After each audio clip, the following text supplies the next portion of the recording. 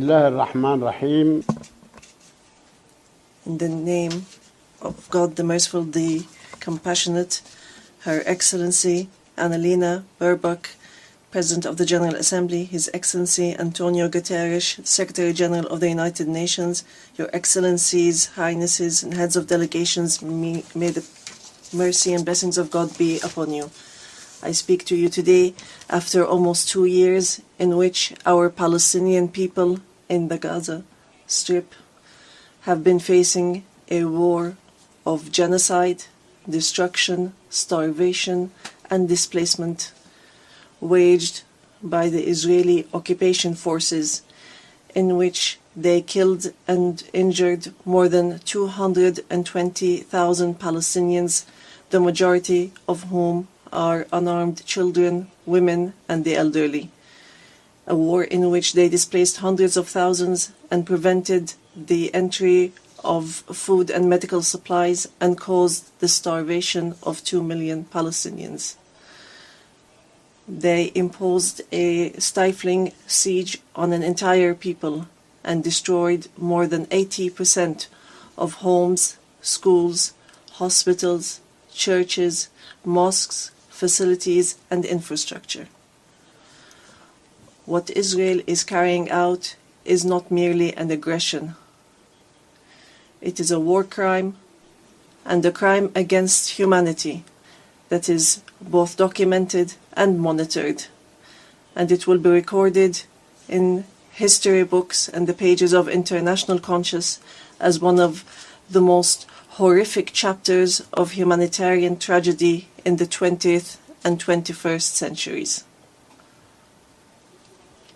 In the West Bank, including East Jerusalem, the capital of the state of Palestine,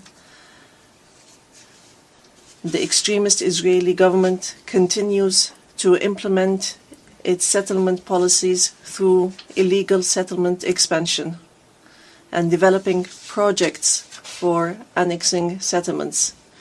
The latest was the construction plan for E1, which would divide the West Bank into 2 parts and would isolate occupied Jerusalem from its surroundings and would undermine the option of the two-state solution in a blatant violation of international law and relevant Security Council resolutions, specifically Resolution 2334.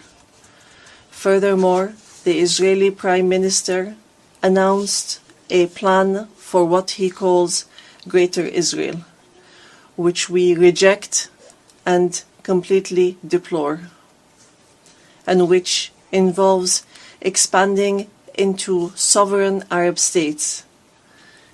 In addition to the brutal attack against the sisterly state of Qatar, which we condemn and see as an escalation that is grave and a blatant violation of international law, which requires a decisive intervention and deterring procedures and measures for such expansionary plans.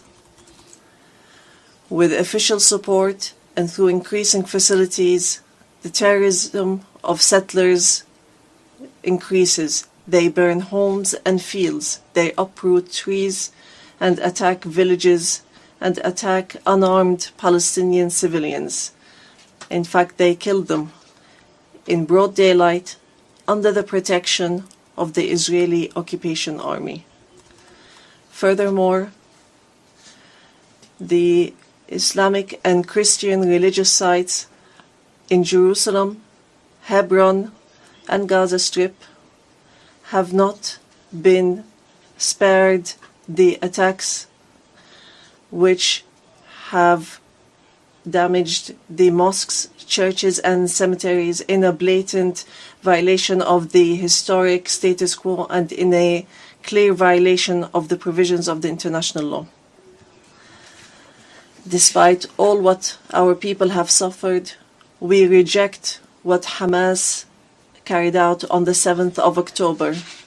These actions that targeted Israeli civilians and took them hostages, because these actions do not represent the Palestinian people, nor do they represent their just struggle for freedom and independence.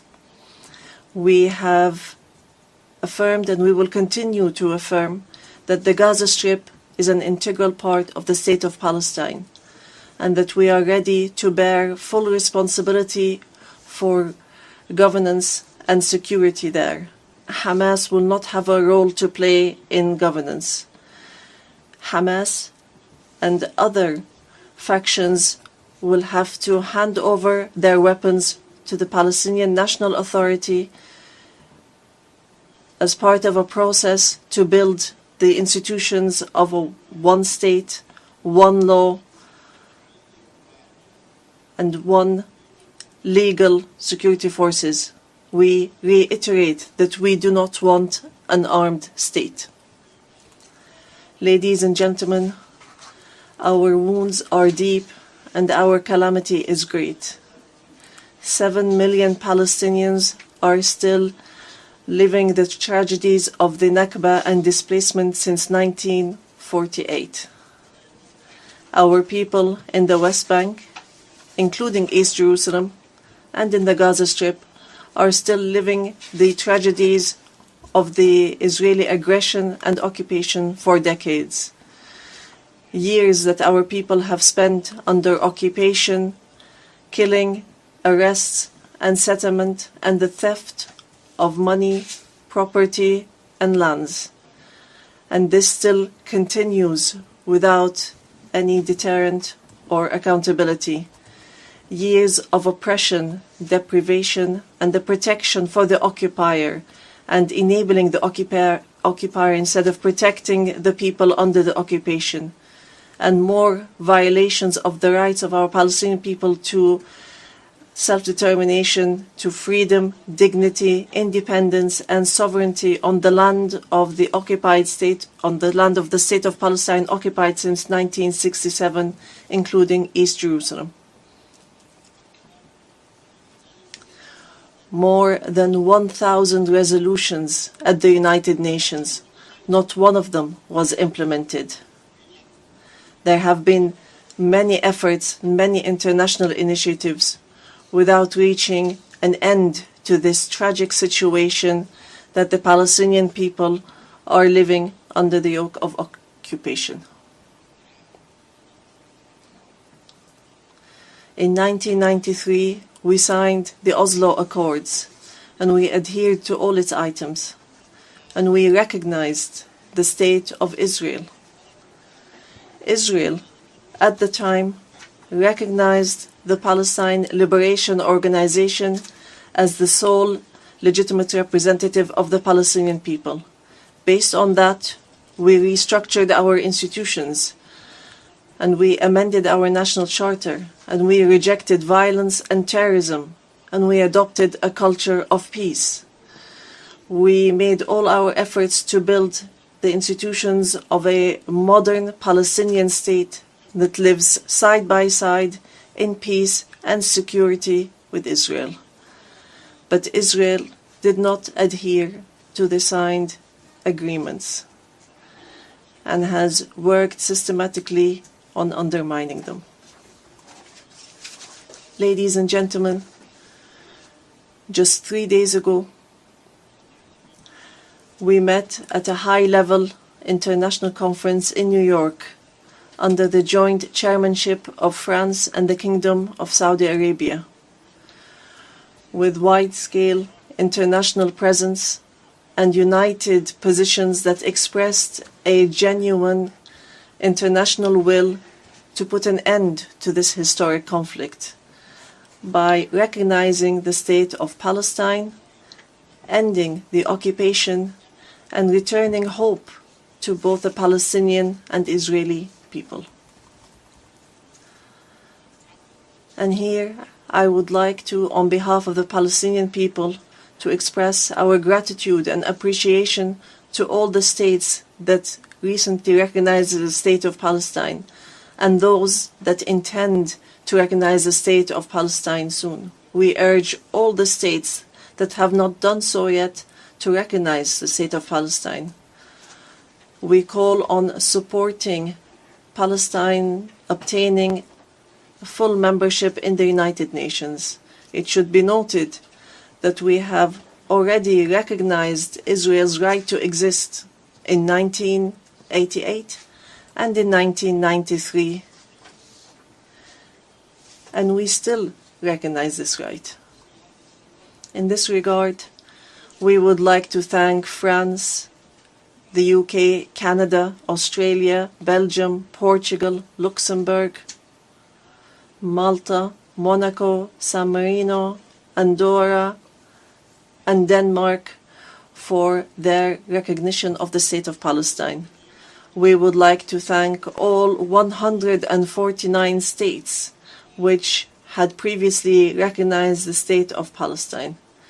Our people will not forget this noble position.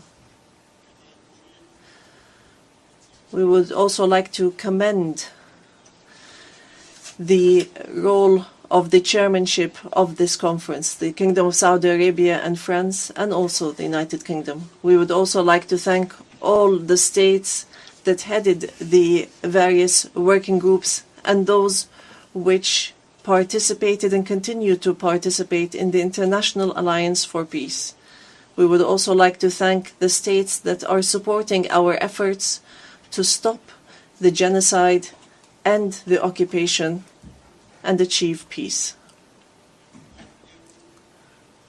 We highly appreciate all the peoples and organizations around the world who protested in support of the rights of the Palestinian people to freedom and independence and to stop the war, destruction, and starvation. We reject confusing the solidarity with the Palestinian cause and the issue of anti-Semitism, which is something that we reject based on our values and principles. Within the framework of welcoming the outcomes of the International Conference for Peace, we reiterate today before the General Assembly the following points. First, the need for an immediate and permanent end to the war in Gaza. Second, the entry without conditions of humanitarian aid through United Nations organizations, including the UNRWA, and to stop using starvation as a weapon. And here we would like to thank the brotherly and friendly states and organizations that have been sending aids. Third, the release of all hostages and prisoners on both sides. Fourth, the complete withdrawal of the occupation from the Gaza Strip and the rejection of the plans for displacement and putting an end to settlement, the terrorism of settlers, and the theft of Palestinian lands and property under the headline of annexation, and stopping the aggression against the status quo in holy sites. These are all unilateral actions that undermine the two-state solution in Gaza, the West Bank, and Jerusalem. Fifth, the state of Palestine should take their full responsibility, starting with the Administrative Committee for the Gaza Strip, which is chaired by a minister in the Palestinian government, to manage the affairs of the Gaza Strip for a temporary period, and then to connect that with the West Bank, all through Arab and international support and with Arab and international presence to protect civilians in Gaza and support the Palestinian forces under the umbrella of the United Nations rather than being a replacement. Sixth, to guarantee that the residents of the Gaza Strip remain on their lands without displacement, and to implement a recovery and reconstruction plan in both the Gaza Strip and the West Bank. Seventh, releasing the Palestinian tax money that is being held by the State of Israel unjustly, and lifting the economic siege and the barriers from the Palestinian cities, villages, and refugee camps. Eighth, supporting our national efforts towards reform and conducting presidential and parliamentary elections within a year after the end of the war. The practical procedures has begun. A committee has been assigned to draft a temporary constitution, and it will end its work within 3 months, so that we move from authority to state. We want a modern and democratic state that abides by international law, the rule of law, and multilateralism, and the peaceful transition of power. And we are extremely keen to empower women and the youth. Ninth, we declare that we are ready to work with US President Donald Trump and with the Kingdom of Saudi Arabia and France, the United Nations, and all partners to implement the peace plan that was approved in the conference that was held on the 22nd of September in a way that would lead towards a just peace and regional cooperation. Ladies and gentlemen, today we say clearly, peace cannot be achieved if justice is not achieved.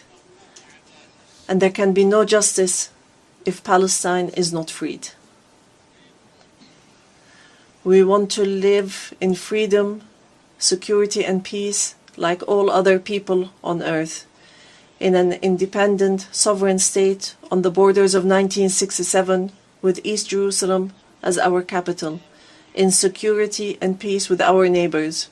We want a modern civilian state that is free of violence, weapons, and extremism, one that respects law, human rights, and invests in people, development, technology, and education, not in wars and conflict. The time has come for the international community to do right by the Palestinian people, so that they may obtain their legitimate rights to be rid of the occupation and to not remain a hostage to the temperament of Israeli politics, which denies our rights and continue in their injustice, oppression, and aggression. We are continuing to move forward, and we will continue our peaceful, legal, and diplomatic fight to obtain our rights.